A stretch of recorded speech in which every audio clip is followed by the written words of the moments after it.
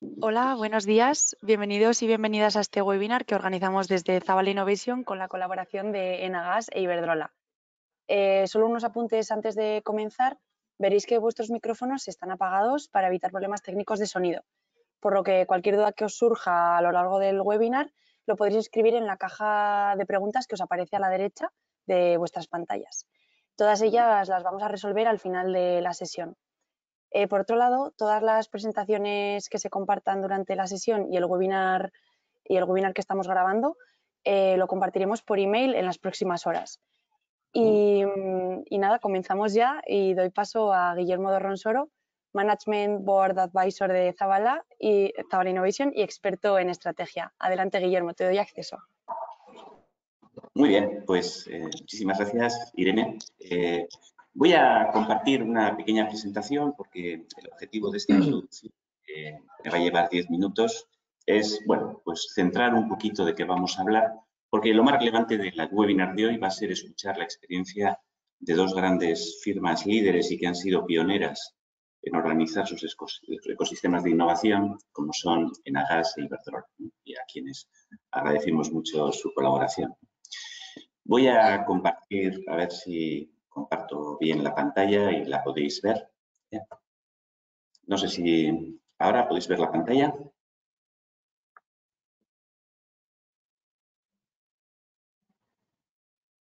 Sí, se ve perfecto, Guillermo. Genial. Muy bien, pues como os decía, voy a compartir esta presentación en la cual voy a centrar un poquito cuáles son el estado actual, el concepto de ecosistema de innovación, ¿no? Es un concepto que realmente, como ya sabéis, pues tiene prácticamente 3 décadas, ¿no? El concepto de sistema de innovación, de ecosistema de innovación, arranca realmente a finales, en 1985, Lundvall es el primero a hablar de sistemas de innovación, ¿no? Él habla sobre todo de sistemas nacionales y luego habla de sistemas regionales de innovación. No habla tanto de esa perspectiva de que cada una de las empresas tiene que tener su propio ecosistema, pero introduce el concepto, ¿no? Y es posteriormente Rodwell, en este libro que escribe en 1994, Innovación 5.0, donde se refiere precisamente a esto, ¿no? Que la innovación 5.0, la quinta ola de innovación, consiste en innovar dentro de un ecosistema con los proveedores, con partners estratégicos, incluso con los competidores, por supuesto con infraestructura de ciencia y tecnología. Bueno, este principio pues la OCDE ya empieza a dar consejos sobre cómo deberían gestionarse los sistemas de innovación en 1999, es un tema con el que ha reflexionado bastante, y es probablemente Chesbrough el que se lleva el gato al agua de popularizar en qué consiste este concepto de innovación abierta y sistemas de innovación. Henry Chesbrough en 2003 escribe este libro, Open Innovation, y este concepto de Open Innovation es el que se ha llevado el gato al agua, ¿no? El que de alguna manera se ha considerado referente. A partir de ahí, pues, no sé, muchas referencias. Yo creo que una de las que más ha apostado y con más fuerza ha sido la Agencia de Innovación Británica, NESTA, ¿no? Para impulsar la innovación abierta. Yo creo que también se ha avanzado en paralelo en destacar la importancia de los ecosistemas de innovación para impulsar la competitividad y la prosperidad de los territorios, ¿no? Susan Berger, desde el MIT, escribe este libro Making in America, donde explica que la clave de los territorios, ahí en la portada se puede ver, ¿no? Ese concepto de ecosistema, ¿no? Que ella defiende en este libro, ¿no? Y bueno, yo creo que la consolidación definitiva de este concepto viene cuando ya queda recogido en el Manual de Oslo, en la última versión del Manual de Oslo en 2018, que de alguna manera consolida. Henry Chesbrough explica bien en qué consiste esto de Open Innovation, ¿no? Es un modelo distinto que lo que tiene que hacer es incorporar las ideas externas de la misma forma que incorpora las ideas de las personas, de los profesionales y de las organizaciones que trabajan dentro de la organización. Y de nuevo también este esquema no solo llevarlo para recoger las ideas, sino para también transformar esas ideas en valor y llevarlas al mercado. Hay que trabajar con otros agentes, ¿no? Aparentemente es una idea sencilla. Él lo expresa con esta idea del embudo agujereado, ¿no? O sea, el embudo, el funnel de innovación, el innovation funnel, es la herramienta básica con la que casi todos organizamos dentro de nuestras empresas. Esa captación de ideas, esa selección de cuáles son las mejores y ese convertir eso en proyectos innovadores, ¿no? Bueno, pues Henry Shelsbro dice, bueno, pues está muy bien el embudo, pero hay que agujerearlo y hay que hacer que fluyan hacia adentro y hacia afuera las ideas de otras organizaciones, ¿no? Como os decía, el manual de Oslo, en el capítulo 6 es donde queda perfectamente recogido este modelo y habla de su importancia, ¿no? Que consolida este modelo.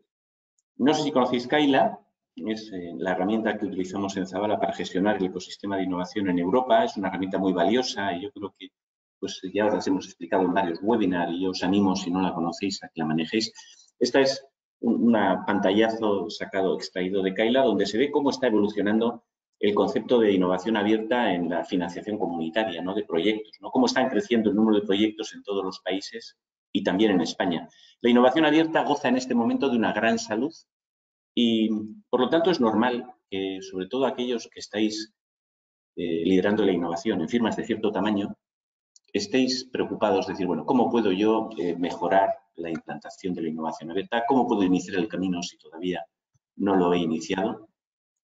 Yo digo que lo importante me parece recoger los consejos que nos van a dar Enagas y Iberdrola de su experiencia.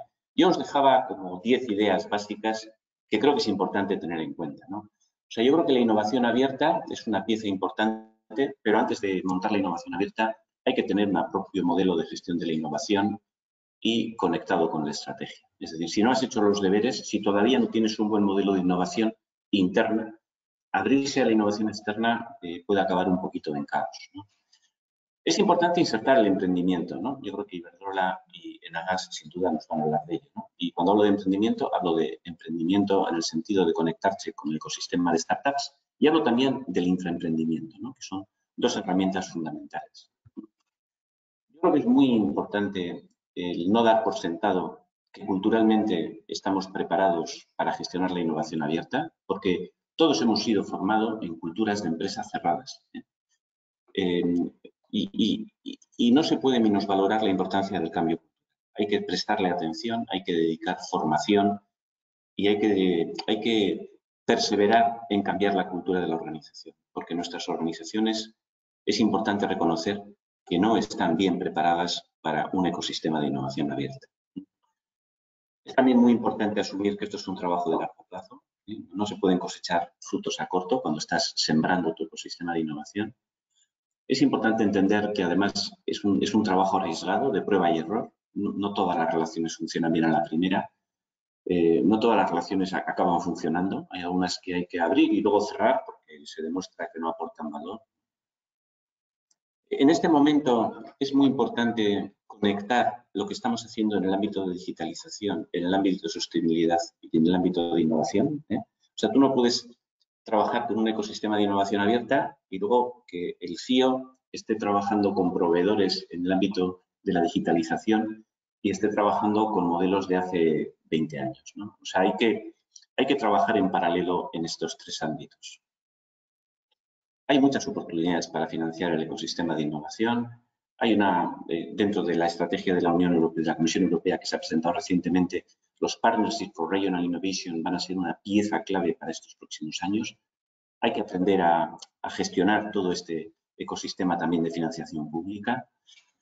Y para eso es importante implicarse en la gobernanza del ecosistema local, del ecosistema regional, del ecosistema nacional y del ecosistema europeo, ¿no? O sea, si tú realmente quieres beneficiarte, yo creo que no hay nada que beneficie más que esos ecosistemas funcionen bien. Y para eso hay que implicarse en la gobernanza, especialmente aquellas firmas que tenéis más potencia, ¿no?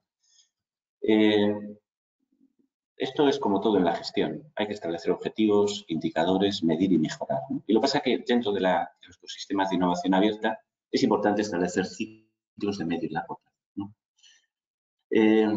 Es muy importante entender cómo tiene que evolucionar la función de compras cuando quieres montar un ecosistema de innovación, ¿no? O sea, yo creo que una gran parte del ecosistema de innovación se trabaja con los proveedores y no podemos tener una función de compras, de nuevo, que trabaje con modelos y sistemas de hace 20 años, ¿no? Que piensen que su trabajo es ajustar los precios hasta que suden sangre los proveedores y ese es su único trabajo, ¿no? es muy importante hacerles aliados en este trabajo de crear el ecosistema de innovación. Y la última consideración es que es importante también implantar herramientas avanzadas. Los ecosistemas de innovación requieren herramientas propias, son Kaila, como es entender bien pues todas las herramientas que tienen que ver con la gestión de la propiedad intelectual, con la compra pública de innovación, que es una gran forma de construir ecosistemas con el sistema público. En fin, yo creo que luego os hablaremos también de las herramientas que hemos desarrollado de Cascade Funding, en fin, hay muchas herramientas. Yo creo que en esto a Zabala nos veis sobre todo en la optimización de la financiación pública del ecosistema. Pensáis que somos un aliado importante en ese capítulo y lo somos y llevamos muchos años trabajando. Nos gustaría que nos vierais también aliados en el resto de estos 10 retos, ¿no? Porque trabajamos con muchas empresas en su construcción del ecosistema de innovación abierta y en todos estos retos os podemos ayudar, ¿no? Y este webinar pues quiere servir un poquito también para que nos veáis en esa dimensión. Yo sin más cierro esta introducción y dejo que hablen los que realmente saben y llevan muchos años trabajando en estos temas y escucharé con mucha atención sus charlas, que seguro que van a ser de mucho interés. Muchas gracias. Muchas gracias, Guillermo. Damos paso ahora a Enrique Olarte, coordinador de Innovación Abierta y Subvenciones en Enagas. Adelante, Enrique. Bueno, buenos días a todos. Muchas gracias, Guillermo, por esa introducción. Aquí el que sabe eres tú, yo llevo siguiéndote mucho tiempo y la verdad es que es un placer hablar contigo hoy aquí de innovación, junto con Eduardo también, que le conozco, digamos, de mis años de consultor en Zabala. Zabala es mi alma mater profesional, siempre lo digo. Y, bueno, pues muchas gracias por invitar a Enagas y darnos voz hoy aquí. Yo, sobre todo, voy a hablar del intraemprendimiento como una herramienta para acelerar la innovación de la compañía, ¿no? Ya llevamos aproximadamente 7 años trabajando en ello y podemos sacar algunas conclusiones que yo creo que pueden venirnos bien a todos, ¿no? Y reflexionar un poco sobre ello, ¿no? Entonces, bueno, contaré un poco nuestra experiencia, pero quería empezar dando unas breves pinceladas sobre qué es Enagas, Enagas Emprende, situar un poco, ¿no? Poner en contexto. Enagas, bueno, ahora se nos conoce un poquito más, ¿no? Con toda la crisis energética y demás, pero hasta hace tiempo no nos conocía mucha gente. Somos constructores, operadores y mantenemos la infraestructura gasista nacional, ¿no? Somos el transportista independiente nacional. Y aparte tenemos activos internacionales que también gestionamos y que suponen ya aproximadamente un 25% de los ingresos del grupo, de la compañía. Desde hace aproximadamente 10 años, yo creo que hace 10 años hubo un debate interno en torno a la transición energética y se sacaron como conclusiones principales que Enagas tenía no solo que promover esa transición energética, sino que tenía que, no sé si liderarla, pero ser un protagonista principal, ¿no? Y para eso había que aprender mucho, había que impregnarse de todo el conocimiento posible y había que innovar, en definitiva. Pero se planteó y finalmente se aceptó el que se hiciera desde una manera abierta, ¿no? Como bien has explicado, ¿no? Una innovación abierta. Y una innovación abierta, encima, focalizada en startups. ¿Por qué en startups? Porque, bueno, una startup cuando está en el momento incipiente, en un TRL, una madurez tecnológica baja, es barata, es ágil y es rápida. Entonces, para bien o para mal, tanto si aciertas como si fallas, va a ser rápido y va a ser barato, con lo cual era una buena idea, ¿no? Era una buena idea y dijimos, bueno, pues vamos a tirar por ahí, ¿no? Entonces, bueno, pues se creó primero de manera un poco underground, pero se empezó a trabajar en la idea de Enagas Emprende, ¿no? Que es la herramienta de innovación abierta de Enagas. Ahora nos denominan Corporate Venturing. Aquí en el tema de emprendimiento e innovación abierta hay muchos palabras. Antes éramos un capital riesgo corporativo y lo que hacemos al final es invertir, incubar, acelerar, probar pilotos de startups en la compañía, ¿no? basado sobre todo en transición energética. Entonces, bueno, pues ideamos una tesis de inversión, pues, invertimos sobre todo en estadios muy incipientes, en TRLs muy bajos, 3, 4, 5 como máximo, y con un enfoque global y con un ticket aproximadamente de entre 250.000 y 1,5 millones de euros, ¿vale? Siempre hay alguna excepción, pero en principio esa era nuestra tesis, ¿no? Definimos unos verticales que básicamente eran pues apostar por los gases renovables, en concreto el hidrógeno, dada nuestra idiosincrasia un poco gasista, el biogás y, bueno, siempre en torno a la economía circular y a la movilidad sostenible, ¿no? Lo que queríamos ofrecer a las startups es validar su tecnología en nuestras instalaciones, hacer un acompañamiento comercial, invertir, por supuesto, en ellas, asesorarlas, dejarles incluso un espacio de trabajo. Y bueno, pues bueno, empezamos a trabajar, ¿no? Ahora llega lo bueno o la parte más interesante de la intervención, ¿no? Que es, bueno, ¿cómo lo hacemos, no? Cómo nos sentamos un día en la mesa, y esto ya fue hace 7 años, y dijimos, bueno, vale, está fenomenal todo, ya lo tenemos todo más o menos claro, todo sobre el papel, ¿no? Pero ¿cómo lo hacemos, no? ¿Cómo empezamos? Bueno, y alguien dijo, vamos a ver, nosotros somos una utility del IBEX 35, que para ser una utility del IBEX 35 somos muy pequeñitos, somos 1.300 trabajadores. Con lo cual somos relativamente, o sea, podíamos aprovechar esa agilidad, ¿no? De alguna manera. Y alguien dijo, oye, mira, no tendremos entre los 1.300 premios Nobel, pero sí que tenemos gente que sabe mucho de gas, ¿no? Entonces, ¿por qué no les preguntamos? ¿Por qué no tratamos de sacar ese talento que creíamos que teníamos internamente para generar ideas de negocio, bueno, pues que puedan diversificar la compañía, que al final era la clave, ¿no? Y bueno, pues venga, vamos a probar, vamos a ver, vamos a empezar por lo que sabemos, ¿no? Y esto es un aprendizaje también, ¿no? No complicarse la vida, empezar por lo que ya sabes, poco a poco, ¿no?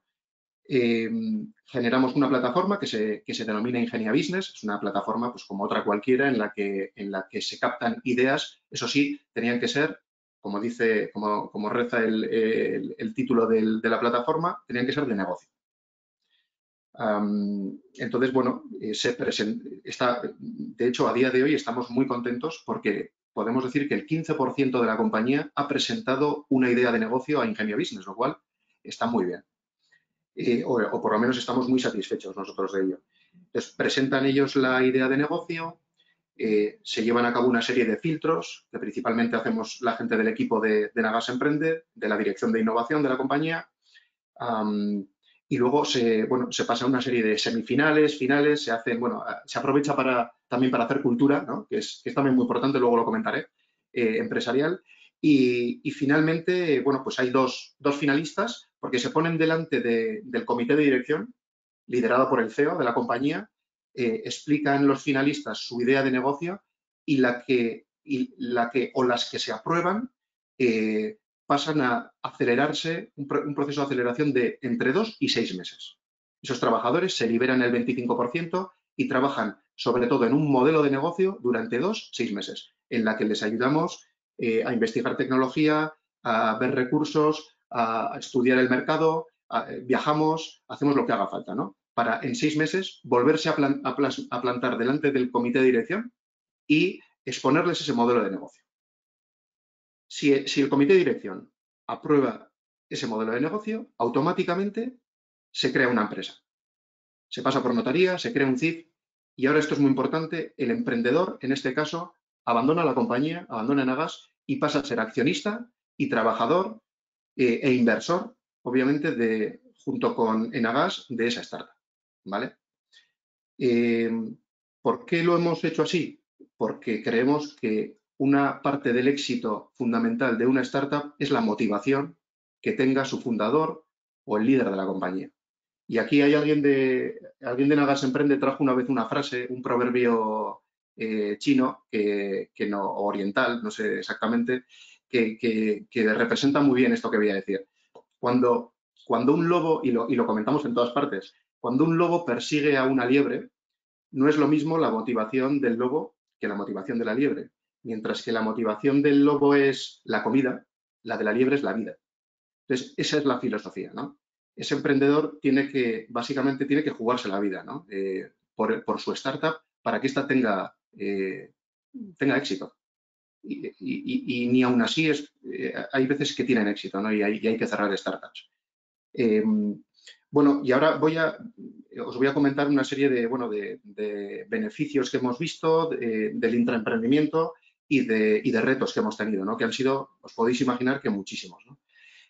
Bueno, los beneficios son, lo primero, que tenemos 8 startups ya internas, lideradas por trabajadores de la compañía, que hemos mimado mucho. Quizá la diferencia entre una startup interna y una startup externa sea que la interna, aparte que tienes una mayoría aplastante, ¿no? Hablamos claro, estamos hablando siempre de startups industriales, intensivas en capital, y si el emprendedor se quiere involucrar con acciones y con inversión, tiene que ser poquitas acciones y poca participación.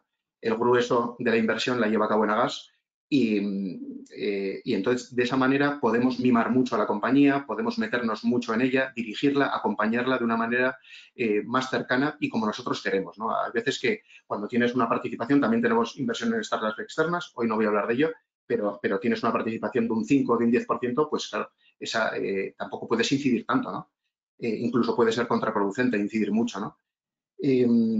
Pero esto sí que hemos visto una de las claves del éxito, ¿no? Del intraemprendimiento, el estar encima de la compañía, mimarla, acompañarla, ayudarla continuamente, ¿no? Como si fuera una participada más del grupo.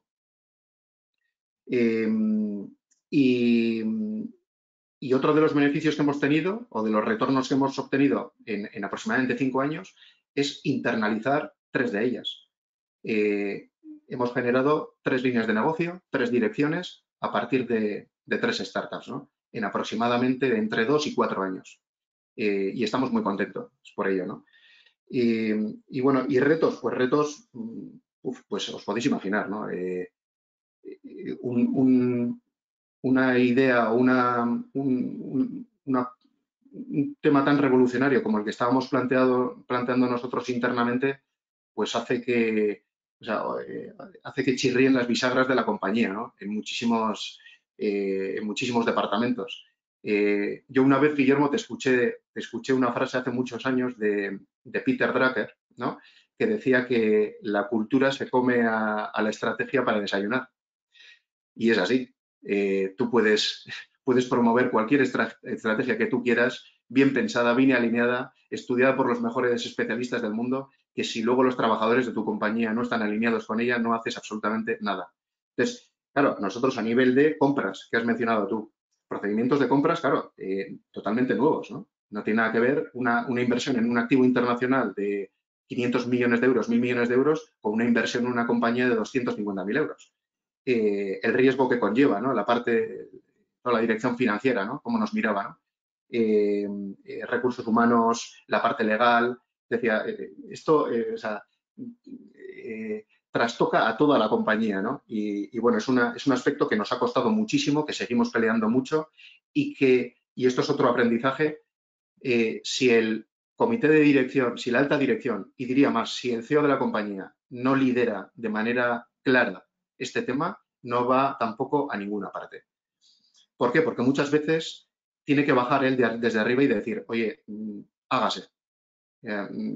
Porque levanta la mano compras, oye, esto no se puede hacer, esto es imposible, no podemos contratar a esta persona, tiene que entrar por procedimientos, el ratio de la TIR de la startup no tiene nada que ver con la TIR que se pide el grupo, con lo cual la Dirección General Financiera levanta la mano, entonces él muchas veces se tiene que bajar y decir, me da igual, hágase, se tiene que hacer porque es una estrategia interesante para la compañía y punto, ¿no? Con lo cual, eso es un aprendizaje importante que hemos tenido. Y ya voy finalizando. Os cuento 4 ejemplos que tenemos de compañías. Hay una que todavía no hemos internalizado, que queremos que vaya de momento un poco más por libre, que es For Efficiency, que es muy interesante. Un emprendedor de los mejores tecnólogos que había en la compañía, había construido varias plantas de regasificación, pensó que deberíamos de aprovechar el frío residual que tiene Enagás para vendérselo a terceros. cuando el gas natural entra en España en estado gas y en estado líquido, como probablemente sabréis. En estado líquido está a menos 150 grados. Entonces, básicamente, lo que hace una planta de regasificación es ponerlo a temperatura ambiente y ya se gasifica y va a nuestros hogares o a nuestras industrias. Claro, ahí hay un decalaje de más de 150 grados que se pierde. Entonces, es un frío muy, muy potente, muy bueno, que valoran mucho compañías y que, bueno, que este emprendedor está tratando de vender y, bueno, ya, de hecho, ya está construyendo proyectos. Ha costado más porque son proyectos muy potentes, muy intensivos, pero bueno, ya está teniendo, ya hay un proyecto real interesante de venta de frío a terceros y, bueno, pues estamos muy orgullosos de ello. Hay otra compañía que sí se ha internalizado, que es Scale Gas. Es digamos, el ámbito del large scale, pero aplicado a la pequeña escala. Es decir, operan, mantienen y construyen infraestructura gasista para suministrar GNL como combustible marítimo, en el ámbito marítimo, ¿no? Que es un combustible que está empezando a ser, digamos, el futuro desde el fuel oil, que se está empezando a abandonar, hasta el GNL, hasta el gas natural, ¿no? Entonces, bueno, ya han construido un barco de suministro de GNL, están construyéndose en Astillero otro. Hemos recibido financiación pública, por cierto, que nos ayuda a construir el tercero. Van a operar todos en la península ibérica, o sea, va a ser un proyecto made in Spain. Bueno, ya se ha creado una línea de negocio interna en la compañía, ¿no? Una dirección de negocio porque se ha visto que es posible que mueva la aguja, ¿no? Luego hay otra compañía que se llama Bioengas, que también se ha internalizado, promotores de plantas de biogás con distintas tecnologías. Y finalmente, otra que es más de industria 4.0, que lo que hace es tratar de gestionar un activo energético aplicando el Big Data y la inteligencia artificial. Y nada más, ya finalizo ya. Sí que es verdad que ha sido muy importante para el desarrollo de nuestras startups la financiación pública. Yo creo que solo hay dos agentes que inviertan en una startup con tanto riesgo y con TRLs tan bajos, y es las empresas y los organismos públicos. Con lo cual, otro aprendizaje es que gracias a la inversión pública hemos podido acometer determinadas inversiones en nuestras startups y ha sido fundamental. Para eso Zabala pues, nos ayuda, somos clientes de Zabala y bueno, pues en ese sentido estamos encantados y nada más, ya he hablado suficiente. Muy bien, muchísimas gracias, Enrique. Ha sido súper interesante tu aportación. Solo quiero hacer un apunte, que recordamos que si tenéis cualquier pregunta que las podéis ir dejando por escrito en el chat y que las resolveremos al final de la sesión. Y ahora pues damos paso a Eduardo Jiménez, responsable de promoción de proyectos de innovación en Iberdrola España, y te voy a dar para que puedas compartir. Vale. Cuando quieras, Eduardo. Gracias. Perfecto. A ver. ¿Veis la pantalla? Sí, fenomenal. Venga, perfecto. Pues nada, vamos allá. Bueno, antes de nada, buenos días a todos y muchos días a ver. Ahora, le hemos hecho al revés. Bueno, buenos días a todos y muchas gracias a Zabala en particular por darnos la oportunidad de compartir con vosotros pues el inmenso y ambicioso reto al que el sector energético se está enfrentando, que no es más que la descarbonización de la economía. ¿Se sigue compartiendo? Ahora. Vale. ¿Lo veis? Vemos la portada, Eduardo. Vale, fenomenal. Venga, pues nada, como os decía, dentro de Iberdrola tenemos el área de innovación, que como decía Guillermo anteriormente, la implicación de la alta dirección es fundamental para que este reto se pueda llevar a cabo con garantías. Entonces, nuestro modelo de innovación se hace desde el área de presidencia, con lo cual nos da los recursos necesarios para poder desarrollarlo y dar respuesta a lo que va necesitando Iberdrola según van apareciendo nuevos retos, ¿no? Pero esto no siempre ha sido así. En el pasado, Iberdrola, como cualquier empresa energética, tenía un pool de activos y de productos y servicios muy limitado. Tenía pues la generación tradicional, carbón, nuclear, hidráulica, las redes y vendía electricidad pues, a clientes residenciales y clientes industriales. Y en aquel entonces, años 2000, se empezaba a hablar de las renovables, pero como unas tecnologías caras y que necesitaban mucho desarrollo tecnológico y una intensidad de subvención para que llegaran a ser competitivas.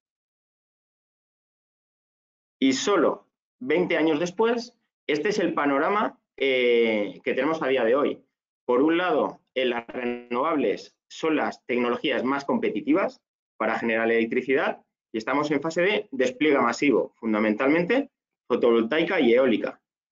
La parte de redes, pues mayor inversión y se empiezan a dar pasos en la digitalización.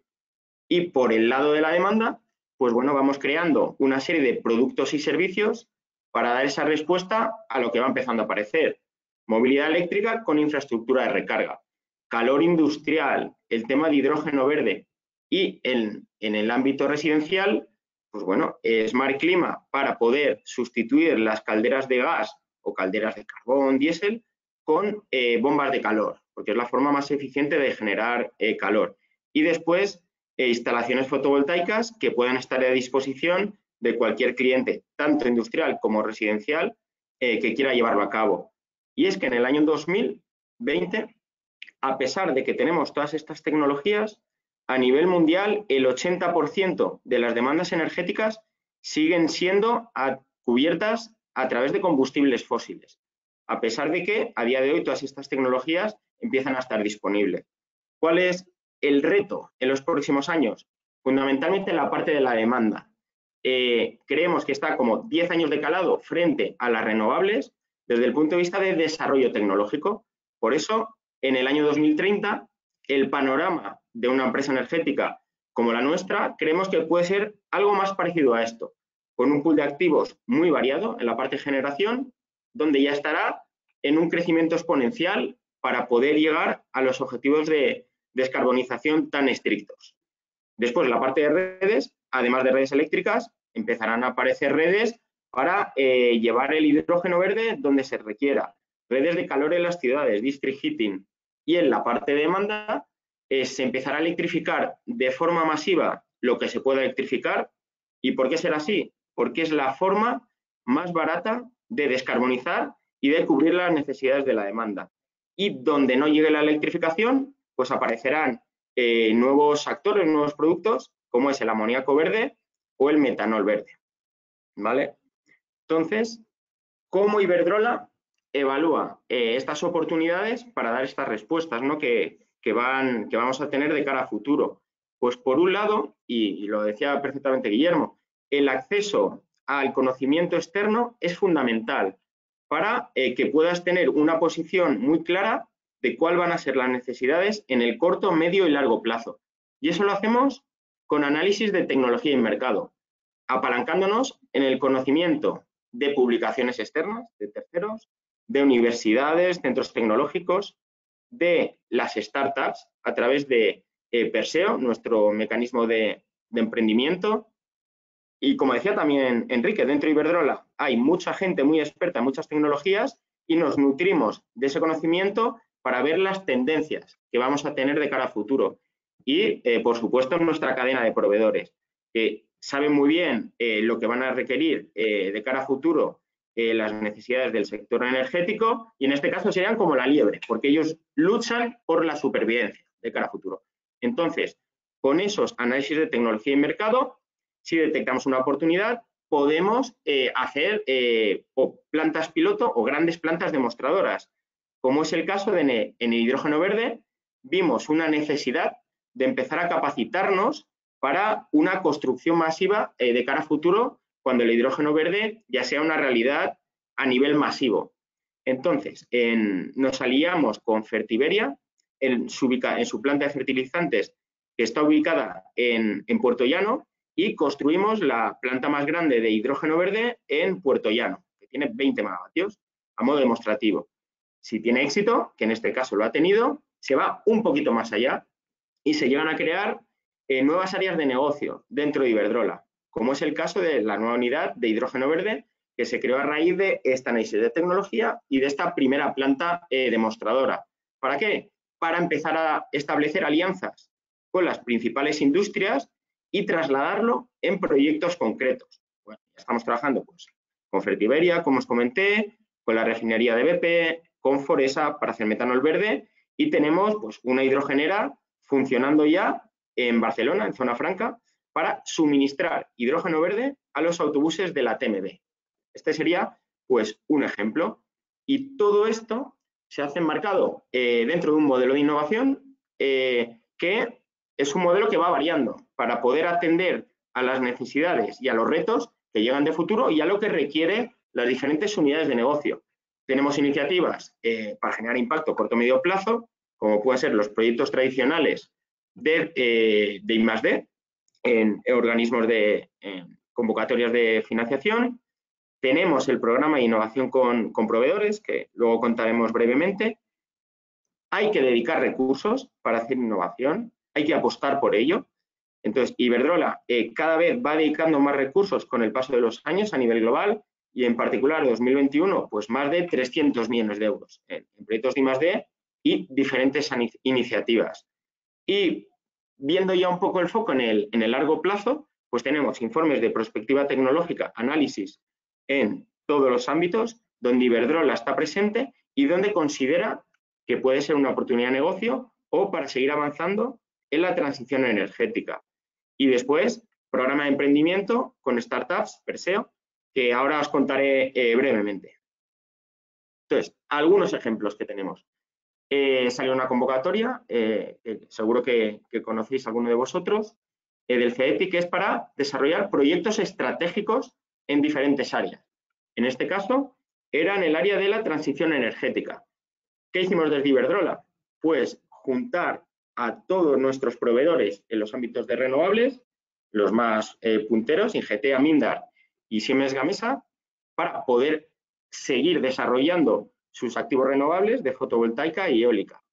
Por la parte de redes, tenemos a nuestra distribuidora, AIDE, para seguir dando pasos en la digitalización y en la robustez de la red. Y en el caso de la demanda, tenemos a OSI, que desarrolla una plataforma que concilie esa generación intermitente con la demanda, que cada vez va a jugar un papel más importante para poder llegar a una descarbonización completa y a una operación del sistema eléctrico más robusto.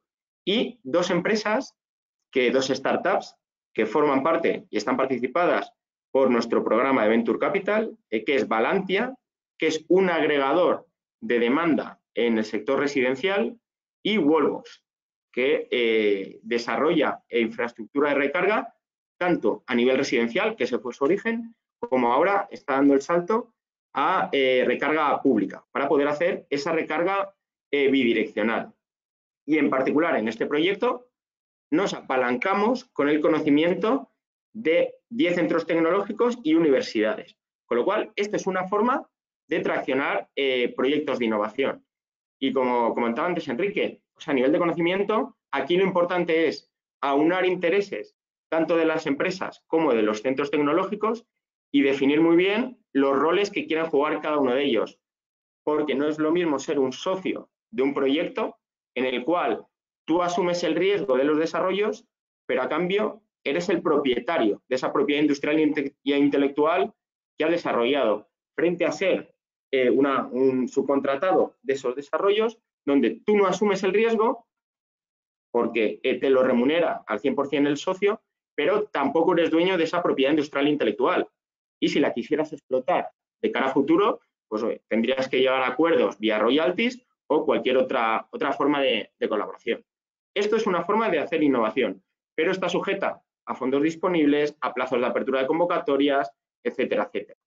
¿Qué hemos hecho desde Iberdrola para poder seguir traccionando de una forma más sencilla la innovación de nuestros proveedores? Pues en el marco de un incentivo fiscal que ha desarrollado el gobierno vasco, se llama Artículo 64 bis, hemos desarrollado un programa de innovación con proveedores, en este caso vizcaínos, y la forma de funcionar es muy sencilla. Iberdrola puede financiar directamente los proyectos de innovación de nuestra cadena de proveedores. Proveedores de la talla de Ingetea, Mormazábal, Arteche y ZV. ¿Cuál es la ventaja para Iberdrola? Pues que ejerce de un tractor del tejido industrial en el ámbito de la transición energética, pues subvencionando parte de estos proyectos, y a su vez este mecanismo permite recuperar esa transferencia que hemos realizado a la empresa financiada hasta un 120% con una transferencia de deducción fiscal.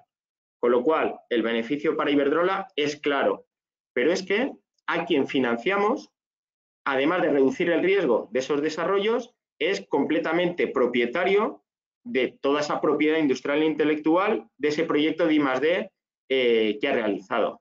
Entonces, este programa yo creo que lo lanzamos hace 3 años y la verdad es que estamos muy contentos con la acogida que ha tenido, donde hemos financiado ya 13 proyectos y tenemos varios en cartera que estamos analizando, donde Iberdrola ya ha desembolsado más de 22 millones de euros con proyectos que totalizan 76 millones de euros de presupuesto. Pues este es un mecanismo para traccionar la innovación en nuestra cadena de proveedores. Pero también tenemos iniciativas de innovación junto con nuestros competidores. Y en el marco de la CEA Alliance, que se creó en 2020, se juntaron CEOs de varias compañías punteras en Europa para poder afianzar el papel líder de la Unión Europea en el ámbito de transición energética y protección del clima. Entonces, en una de las verticales de esta iniciativa, estamos colaborando con E.ON, Enel y nosotros para dar pasos en la cadena de valor del hidrógeno verde. Es decir, en países que lo van a tener complicado para llegar a una descarbonización completa, porque su recurso renovable es muy limitado, como es el caso de Alemania, países como España e Italia vamos a contribuir para generar hidrógeno verde con ese recurso renovable que es mucho más competitivo. Ese hidrógeno verde lo transformamos en amoníaco verde y lo mandamos por barco a Alemania, donde en Alemania ese amoníaco verde, que en este caso se utilizaría de Energy Carrier, que llamamos, que es para transportar de una forma más sencilla ese hidrógeno verde, ese amoníaco se vuelve a transformar en hidrógeno verde con un sistema que se llama craqueo para utilizarse en las necesidades de descarbonización de Alemania y los países del norte. Entonces, en el ámbito de la innovación y en el reto en el que estamos inmersos, el ecosistema en el cual tienen que formar parte todos los actores es muy variopinto. Clientes, proveedores, empresas de la competencia, por ejemplo. Y por último, tenemos el programa de emprendimiento Perseo, que consta de 4 instrumentos y que fundamentalmente va dirigido a startups desde el punto de vista de realizar pilotos. Al final lo que quiere una startup, lógicamente, es vender y crecer de la mano de alguien que la acompañe. Entonces, en este caso, desde Iberdrola, les ayudamos a desarrollar pilotos en entornos reales y con el asesoramiento del equipo de Iberdrola, donde ya se vienen realizando alrededor de unos 25 pilotos al año. Y los que son exitosos, pues ya negocio junto con la startup, van recorriendo un camino junto para seguir evolucionando ese producto. Y como decía Guillermo, aquí es muy importante y llevamos varios años colaborando con nuestra unidad de compras para que valoren la innovación de los productos y servicios porque en un futuro van a llevar pues eficiencias, ahorro de costes y nuevas áreas de negocio para los diferentes ámbitos. Cuando no tenemos identificadas una startup para resolver una problemática, lo que hacemos es lanzar retos a través de Perseo, que es nuestro altavoz para poder llegar a nivel global, y es el Startup Challenge. ¿Qué hacemos? Definiendo retos con la gente de negocio. En este caso, el primero que lanzamos hace ya creo que 3 años fue pues, un sistema para limpieza de paneles en seco. Pues cualquier empresa propuso una solución tecnológica para dar solución a ese reto. De las seleccionadas, que en este caso creo que seleccionamos 4, se realizaron pilotos en una instalación real de Iberdrola con ese asesoramiento del equipo de trabajo que quería buscar esta solución. Y a día de hoy se seleccionó una y se ha seguido desarrollando ese robot para poder seguir ampliando, para poder desarrollar la tecnología de limpieza en seco. Pues venimos desarrollando unos 10 retos al año. Después tenemos, pues bueno, la más habitual, más conocida, que comentaba antes también Enrique, la Venture Capital de Perseo, que lleva desde 2008 invirtiendo en startups que tienen un gran componente tecnológico y que quieren desarrollar modelos de negocio para generar impacto en los negocios de Iberdrola. Pues bien, llevamos invertidas en 18 compañías, de las cuales a día de hoy tenemos 8. Un ejemplo sería la de Wallbox, que inicialmente hacía esos puntos de recarga a nivel residencial y a día de hoy ha escalado de una forma exponencial y cotiza en la bolsa americana. Pues este Venture Capital, bueno, tiene un fondo de 100 millones de euros y ya se han invertido más de 50 en las 18 startups que mencionaba antes. Pero se han seguido detectando necesidades de cara a futuro. Una de ellas es que queríamos posicionarnos para liderar iniciativas de industrialización en necesidades que Iberdrola iba a tener y que no estaba claro que se fuera a cubrir de forma natural. Entonces, para eso se creó Iberdrola Venture Builder, donde uno de los ejemplos que hemos creado recientemente es una nueva compañía que se llama Energy Loop, que la hemos hecho conjuntamente con FCC Iberdrola, con el asesoramiento tecnológico de Siemens Gamesa. ¿Qué pretende esta compañía?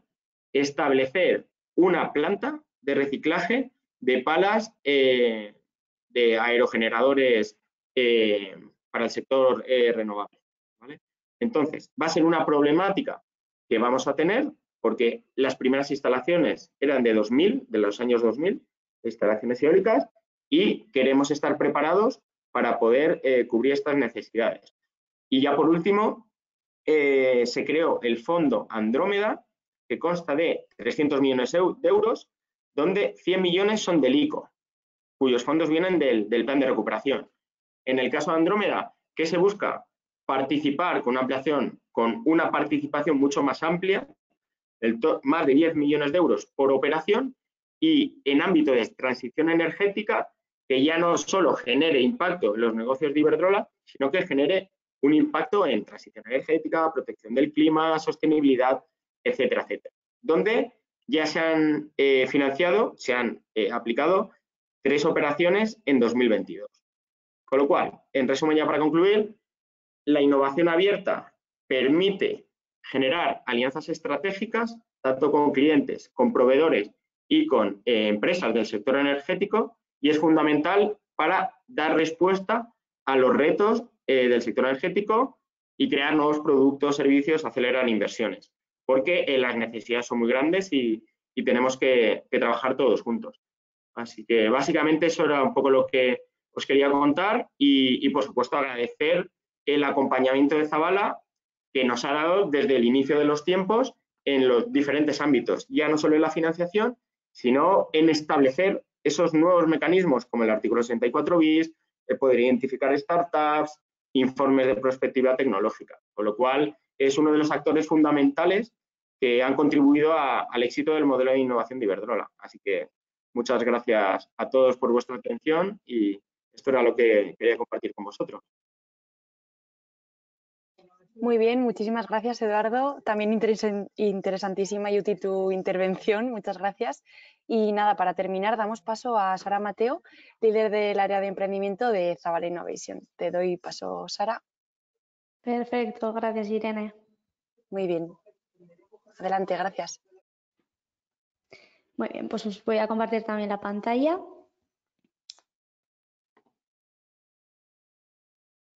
Un segundo, no sé si la veis ya, la presentación. ¿Sí? Vale, perfecto.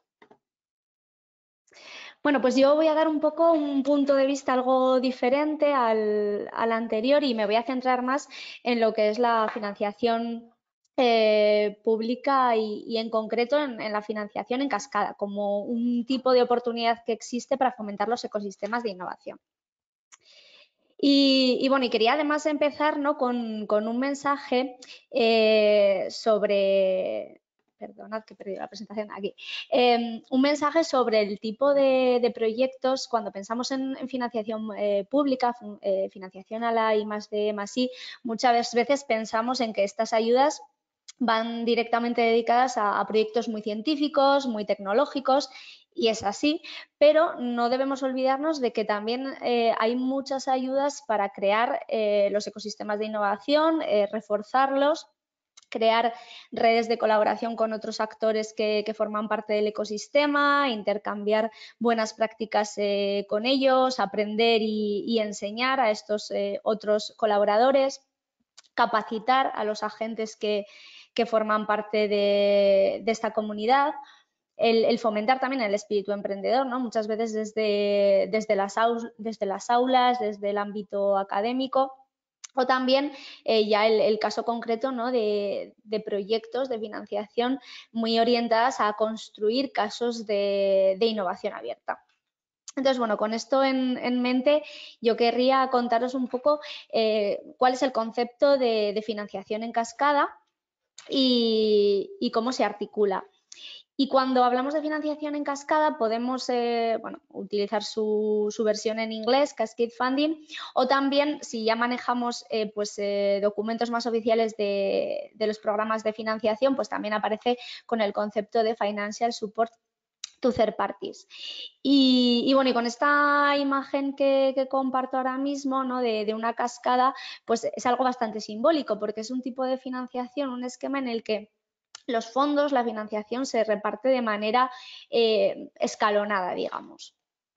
Y se trata de fondos europeos que la Comisión Europea canaliza a través de sus programas de financiación, Horizonte 2020 o actualmente el nuevo programa marco de Horizonte Europa, y son programas en los que la Comisión financia un consorcio intermediario, una serie de entidades intermediarias, donde ahí, por ejemplo, pongo a Zabala porque tenemos experiencia en este tipo de esquemas, y recibimos una cantidad de dinero, una cantidad de fondos de la Comisión para, a través de una serie de procesos, convocatorias abiertas, distribuimos a su vez estos fondos entre pequeñas empresas, startups, pymes tecnológicas, para que puedan llevar a cabo pequeños experimentos en una tecnología concreta, en un sector concreto, reciben una pequeña subvención, hablaríamos de cantidades de entre los 50.000 euros hasta los 200.000 euros, más o menos, y durante un periodo corto de tiempo, unos 6-9 meses, van a llevar a cabo un pequeño proyecto a nivel europeo con estos fondos. Y este esquema es muy interesante para este tipo de empresas pequeñas que de otra manera pues tendrían muy difícil acceder a los fondos públicos y competir con otras empresas más grandes, ¿no? Es un esquema muy diseñado a su medida para que para ellas sea fácil acceder a estos fondos. Y bueno, un poco entendiendo ahora este esquema, ya sí que me gustaría un poco el explicar un caso de éxito, ¿no? Cómo aplicar este tipo de proyectos, de esquemas de financiación en cascada en casos concretos. Y por eso, bueno, desde Zabala llevamos trabajando con este tipo de esquemas de financiación desde 2014. Tenemos ya un total de 14 programas, 8 de ellos todavía están en marcha, algunos han ido cerrando, y a través de este tipo de proyectos hemos contribuido a apoyar a más de 1.000 innovadores con una distribución de fondos de más de 35 millones de euros. Y bueno, y dicho esto, para terminar un poco de transmitir y que se entienda en qué consiste esto, pues he querido seleccionar uno de nuestros programas, en concreto REACH, para contar un caso de éxito, al igual que han hecho mis compañeros hoy en la ponencia, con casos concretos, ¿no? Que yo creo que se entiende muy bien, sobre cómo fomentar los ecosistemas de innovación. Y por eso REACH me parecía un buen ejemplo. REACH es un proyecto financiado por la Comisión Europea en el programa Horizonte 2020 y es un programa de incubación para empresas pequeñas, startups, pymes tecnológicas que desarrollen experimentos innovadores con el uso de Big Data, de grandes cantidades de datos. Es un proyecto relativamente grande, con 19 socios de 9 países, donde Zabala toma parte, junto con otras entidades como son pues, CEA, la Universidad de Deusto.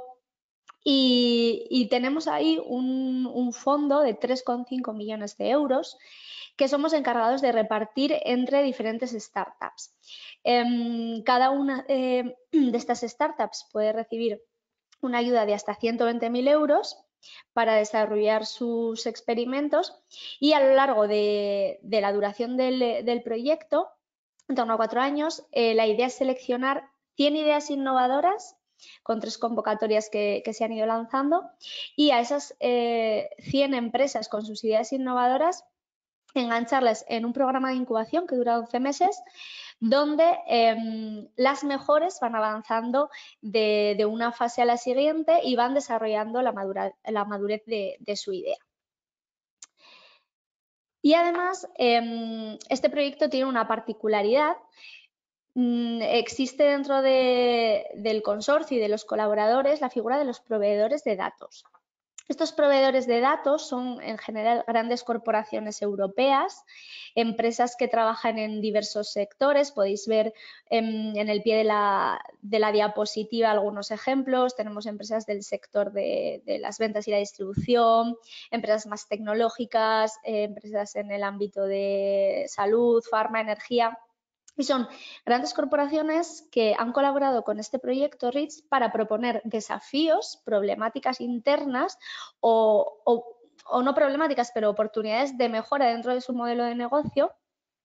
Y con este desafío que proponían y el acceso a grandes cantidades de datos dentro de sus empresas, podíamos seleccionar startups, empresas de toda Europa dispuestas a proponer una solución para este reto que tenían estas grandes corporaciones.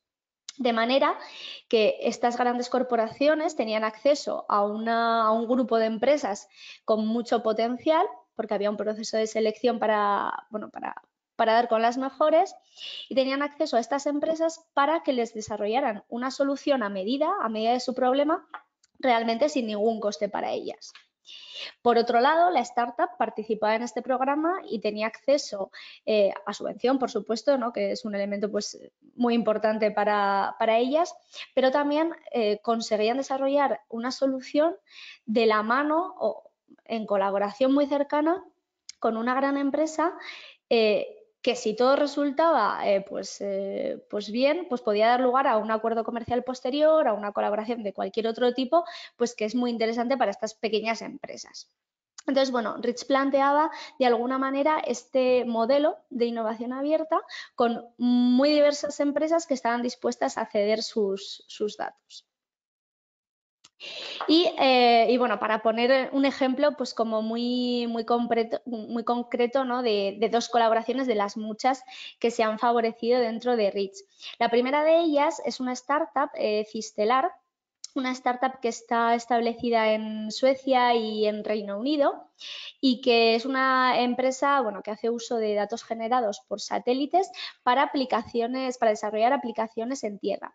Dentro de REACH ha proporcionado una solución para la ciudad de Bilbao, una plataforma que permite al ayuntamiento hacer una mejor previsión, una mejor monitorización de posibles riesgos medioambientales, anticiparse a ellos y de esa manera hacer una mejor gestión, preparar la gestión de los recursos, de los equipos de emergencia que se van a necesitar. Un segundo caso de éxito dentro del proyecto REACH lo tendríamos con Algomo, otra startup establecida en Reino Unido y que en general ayuda a las empresas a proporcionar a sus clientes las soluciones en más de 100 idiomas. Pues dentro de esta colaboración de REACH, Algomo ha colaborado con VRT, que es la televisión belga, para que ésta pueda crear resúmenes automatizados de sus artículos, de su contenido de noticias en holandés. Así, pues como podéis ver, diferentes perfiles de corporates, de entidades han colaborado y han tenido esa primera incursión en el mundo de la innovación abierta. Y un poco después de enseñaros este ejemplo, pues realmente lo que me gustaría es concluir, ¿no? Con mensajes muy concretos de que existen oportunidades muy interesantes para fomentar los ecosistemas de innovación y que este tipo de proyectos, de financiación en cascada, entre otros, son la tendencia a futuro. Por tanto, ¿no? Un poco cuáles serían aquí mis dos mensajes principales. El primero de ellos, decir que dentro de los programas europeos de financiación, que sobre todo es mi ámbito más concreto de trabajo, puede haber oportunidades muy interesantes para colaborar con otros agentes del ecosistema innovador, tanto en proyectos pues, más tecnológicos como en otros que no lo sean tanto. Que hay oportunidades y que yo creo que es bueno abrir en ese sentido la mente a otro tipo de proyectos no tan habituales dentro de las empresas. Y también decir, ¿no? que con este tipo de proyectos, el que hemos visto hoy, por ejemplo, REACH, para las grandes empresas y corporaciones que quieran apostar, ¿no? Pues por un modelo de innovación abierta, puede ser muy interesante, ¿no? El hacerlo en un primer momento a través de un proyecto de este tipo, porque la verdad que montar un sistema de innovación abierta interno, con recursos, con infraestructura interna, pues como decían antes, ¿no? Los compañeros, pues puede tener mucho riesgo, puede ser complicado, ¿no? Convencer a todos los departamentos de una empresa, pero tal vez con una primera incursión, con menos riesgo y menos recursos a través de un proyecto europeo, pues puede ser la puerta para empezar y hacer girar un poco la rueda.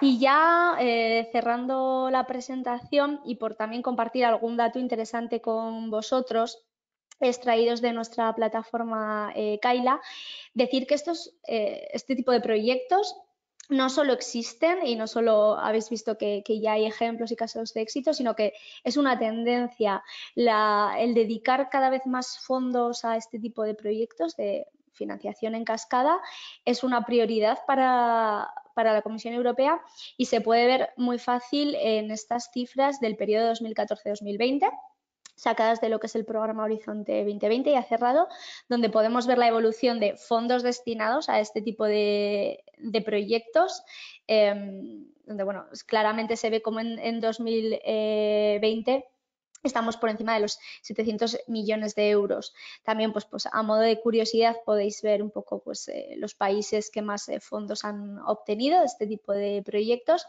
e incluso el perfil de entidades que acceden a este tipo de proyectos, donde veis desde universidades, empresas, organismos públicos. Así que, un mensaje para invitar a todos, ¿no? a formar parte de este tipo de proyectos y de ecosistemas. Y con esto os dejo además ahí el código QR por si queréis hacer vuestra propia búsqueda y encontrar algún dato interesante. Y aquí termino con el mensaje final de que estemos abiertos a nuevas oportunidades porque siempre traen cosas muy interesantes. Muy bien, muchísimas gracias, Sara, por tu ponencia. No nos queda mucho tiempo, así que pasamos rápidamente a la ronda de preguntas, ¿vale? Hemos seleccionado unas poquitas para no quitaros mucho tiempo, así que esta es una pregunta para Guillermo. Según tu recomendación, ¿dónde podríamos comenzar a buscar innovación fuera de la empresa como primeros pasos? No, que estaba con el otro. No, yo creo que esto es un traje a la medida, ¿no? O sea, yo creo que es importante entender cuál es la situación de partida y entender cuál puede ser el siguiente paso, ¿no? Y ahí yo creo que no es fácil, es imposible dar un consejo genérico, ¿no? O sea, que yo creo que en algunos casos una respuesta fácil podría ser pues en el ecosistema científico-tecnológico, ¿no? Pues en las universidades o en los centros tecnológicos del entorno, ¿no? Que son particularmente los centros tecnológicos y las unidades de transferencia de las universidades están preparados para ello, están preparados para que una empresa se acerque y tratar de entender qué parte del conocimiento generado puede ser de utilidad para ella. Y lo que pasa es que no es, vamos, yo creo que ya digo, porque en algún caso pueden ser los proveedores, porque esa empresa puede tener acceso a proveedores que le pueden ayudar a innovar. Y en otro caso pueden ser los clientes. Y en otro caso puede ser lanzarse a hacer un concurso de innovación, ¿no? Entonces, hay que entender en qué momento está la empresa cuál es su modelo de innovación y hay que ver cómo insertarse, ¿no? Porque, vamos, no he citado el que hemos hablado, el emprendimiento, las startups, puede ser otra fuente de innovación abierta. Entonces, ¿por dónde empezar? Yo creo que prefiero contestar caso por caso y tratar de entender en qué momento está esa empresa. Muy bien, muchas gracias. Ahora una pregunta para Enrique Olarte. Nos preguntan, ¿qué porcentaje de equity adquieren los CEOs de las startups internas? Pues aproximadamente entre máximo 30%. Ya decía, son startups intensivas. Enseguida te vas a cifras elevadas, más para un humilde trabajador de Nagas. Entonces, bueno, no puede asumir mucho control de la compañía, mucha participación, en torno al 30%, ¿no? Dependiendo de ese modelo de negocio. El modelo de negocio al final te da la cifra de inversión, ¿no?, que necesita. Va pidiendo al comité de dirección la cifra que necesita. Entonces, ahí, dependiendo de ese modelo, pero en torno al, ya te digo, entre el 30 y 15%. Muy bien, pues muchísimas gracias. No queremos quitaros más tiempo del debido, por lo que las preguntas que han quedado por resolver las contestaremos individualmente a través de nuestro equipo experto. Muchísimas gracias a todas las personas que habéis mostrado interés en este webinar, a los asistentes y a todas las personas que habéis realizado preguntas. Vuelvo a recordar que tendréis disponible todo el material visto en esta sesión en las próximas horas. Y de nuevo, muchas gracias, Guillermo, Eduardo, Enrique y Sara, por vuestras aportaciones tan interesantes. Y muchas gracias a todas las personas que nos habéis acompañado en directo. Muchas gracias. Gracias a ti, Irene. A todos. Gracias. Muchas gracias. Adiós.